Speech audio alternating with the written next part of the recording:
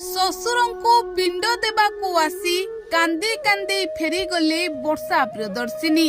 ରାଗିଲେ ଜାଗୃତି ଶୁକ୍ଲା ଆଉ କାନ୍ଦି କାନ୍ଦି ବର୍ଷା ପ୍ରିୟଦର୍ଶିନୀ ଫେରିଗଲେ। ଦର୍ଶକ ବନ୍ଧୁ, ଗତକାଲି ଥିଲା ଅନୁଭବ ମହାନ୍ତିଙ୍କ ବାପାଙ୍କ ପିଣ୍ଡଦାନ। ଆଉ ଏତିକି ବେଳେ ଜାଗୃତି ଶୁକ୍ଲା ଓ ଅନୁଭବ ମହାନ୍ତି ଦୁହେଁ ମିଶି ଶ୍ୱଶୁରଙ୍କୁ ପିଣ୍ଡଦାନ କରିଥିଲେ। ଆଉ ବର୍ଷା ପ୍ରିୟଦର୍ଶିନୀ ଯେତେବେଳେ ଅନୁଭବ ମହାନ୍ତିଙ୍କୁ ବିବାହ କରିଥିଲେ, ଘରର ବଡ଼ ବୋହୂ ଥିଲେ, ସେତେବେଳେ ବର୍ଷା ପ୍ରିୟଦର୍ଶିନୀ ମଧ୍ୟ ଆସିଥିଲେ ଶ୍ୱଶୁରଙ୍କୁ ପିଣ୍ଡଦାନ କରିବାକୁ। କିନ୍ତୁ ରାଗିଲେ ଜାଗୃତି ଶୁକ୍ଲା ଆଉ ଚାଲିଗଲେ ବର୍ଷା ପ୍ରିୟଦର୍ଶିନୀ। ଦର୍ଶକ ବନ୍ଧୁ, ଅନୁଭବ ମହାନ୍ତି ବର୍ଷାଙ୍କୁ ଛାଡ଼ପତ୍ର ଦେବା ପରେ ବର୍ଷାଙ୍କ ସାଥିରେ କୌଣସି ବି ସମ୍ପର୍କ ରଖିନାହାନ୍ତି।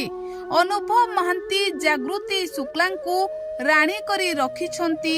ଆଉ ଜାଗୃତି ଶୁକ୍ଲା ଅନୁଭବଙ୍କ ଜୀବନରେ ସବୁ ଖୁସି ଫେରାଇ ଆଣିଛନ୍ତି। ତେବେ ଦର୍ଶକ ବନ୍ଧୁ, ଅନୁଭବ ମହାନ୍ତି ଜାଗୃତିଙ୍କୁ ନେଇ ଏବେ ବେଶ ଖୁସି ଅଛନ୍ତି। ଅନୁଭବ ମହାନ୍ତି ଜାଗୃତିଙ୍କୁ ତାଙ୍କର ସମସ୍ତ କାର୍ଯ୍ୟରେ ଜାଗୃତିଙ୍କ ଉପସ୍ଥିତିକୁ ଖୁସି ହେଉଛନ୍ତି। ତେବେ ଦର୍ଶକ ବନ୍ଧୁ, ଗତକାଲି ଥିଲା ଅନୁଭବ ମହାନ୍ତିଙ୍କ ବାପାଙ୍କ ପିଣ୍ଡଦାନ।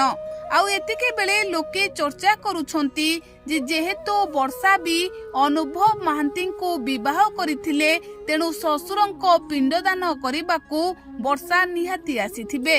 କିନ୍ତୁ ଜାଗୃତି ଶୁକ୍ଲା ରାଗିଥିବେ ଆଉ ବର୍ଷା ପ୍ରିୟଦର୍ଶିନୀ କାନ୍ଦି କାନ୍ଦି ଚାଲି ଯାଇଥିବେ।